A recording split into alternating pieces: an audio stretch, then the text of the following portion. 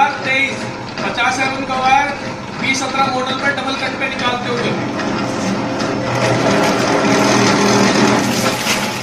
देख सकते हैं R1 वायर पूरा निकल चुका है। हाँ? ये 20-20 mm की तिल्लियां कर ली, ये 20-20 mm का निकला है। अब इनको निकाल कर दिखाएंगे हम कैसे निकलेगा।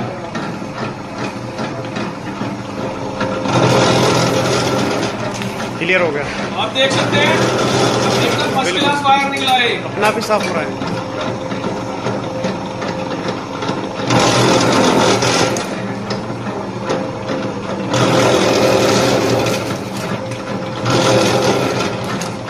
चैनल को लाइक और सब्सक्राइब जरूर करें। धन्यवाद दोस्तों।